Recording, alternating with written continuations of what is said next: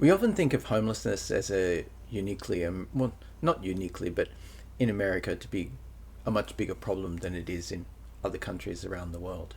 Business owner, educator, and lifelong observer of politics and economics, making sense of complex issues. In this video, I'm going to talk about homelessness and mental health, lack thereof, and issues like this. So if this kind of topic bothers you, I suggest you don't watch this. We look at the US and we see a lot of media about how much homelessness there is, how much drug addiction and issues like that there are. But actually, when we look at the rates across the OECD, they're pretty similar. And when we look at the amount of mental illness in those societies, that's pretty similar too. So we can see a connection. And a lot of people will say that the problem with homelessness, the problem with drug addiction, the problem with all the associated problems with that, like crime, are a result of lack of mental health. And that is absolutely true. But one of the things that I've always felt is also a big part of the problem is that whole prevention side of it. And obviously, everyone's going to say, of course, that's natural. You want to prevent these things from happening. But the way I see the prevention happening is a little bit different to perhaps how other people might see it. And one of the things that I perceive to be one of the big creators of these problems is our lack of tackling things like white-collar crime. So how does this fit in? Well, let's just look at what that is, white-collar crime.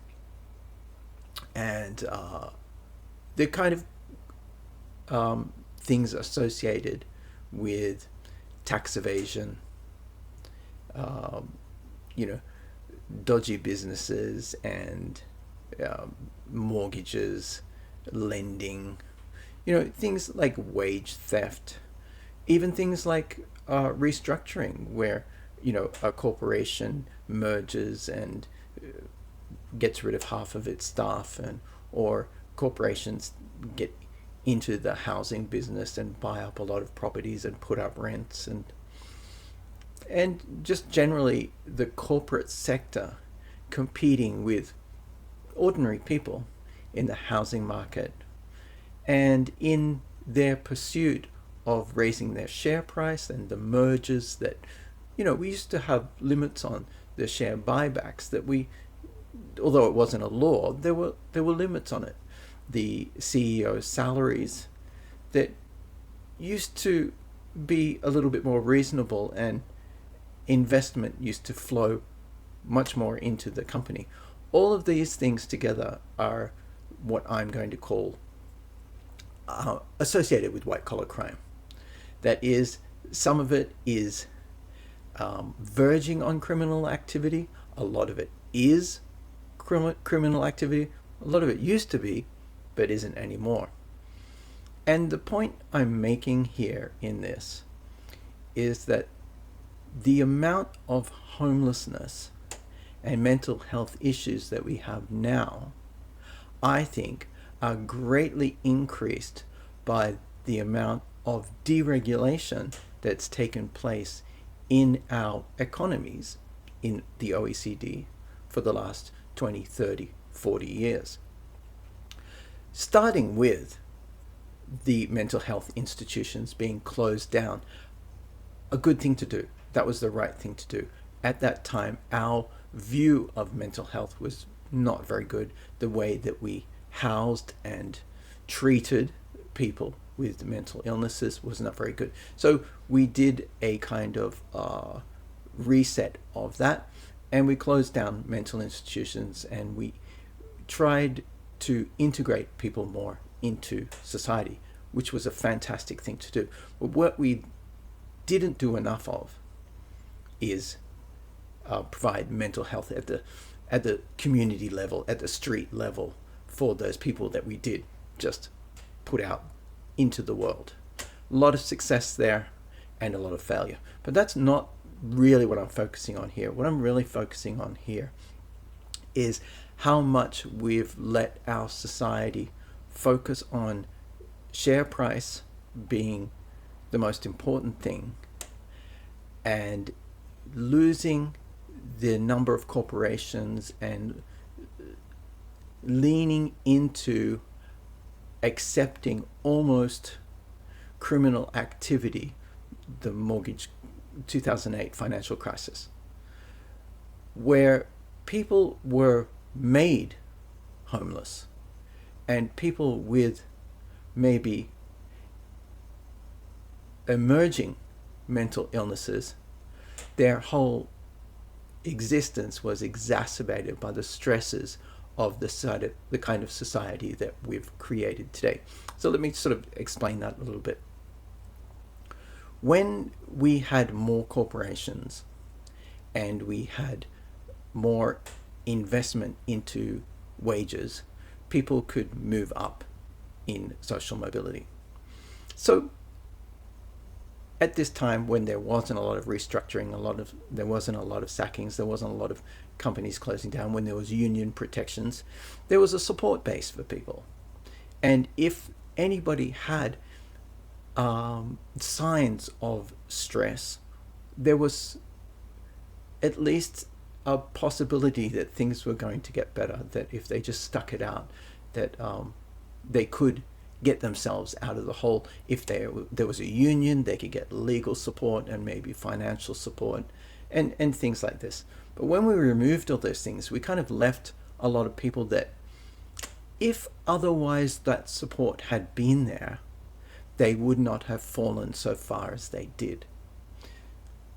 What I mean is that some people, we say now, that have full-blown mental health issues may have just been able to get by had there been less incentive to restructure and make mass sackings, to deunionize and take away that kind of community support, as well as legal and financial support, and also that sense of belonging.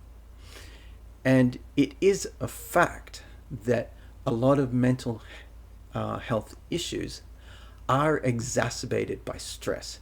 In fact, there are some very serious mental health issues that cannot even come to the fore until there's a severe crisis for a person. This is why in a lot of mental health, it does come later in life, and it does come after a crisis. And my point is that we have allowed our society to develop to a point where those crises come early and fast and hard, and there's no support there. So if we were to focus more of our efforts, more of our policing efforts upstream, that is on white-collar crime, to make sure that the way we are conducting our business side of our economy is done within the within the rules of fairness and support that we used to have. If we devote all our efforts to policing downstream, it's going to be an endless battle, because what's happening upstream is more and more mental health and homeless conditions are being made. If we were to focus on tax evasion and other things like insider trading, other things like not allowing so much share buyback and not allowing so many mergers, we're definitely going to nip in the bud early some of the conditions that are creating the need for people to turn to things that like drugs and alcohol. And it is fantastic that we are trying to deal with the crisis there, but we need to, and obviously the overprescribing is a huge thing as well. Totally support dealing with that. But why in the first place are people finding that the only way out for them, the only way that they feel that they can get through life is to go that route, is something that we need to really question morally where we're going in society. If you're still here, honestly, you have no idea how much it helps if you subscribe. I'll keep these coming.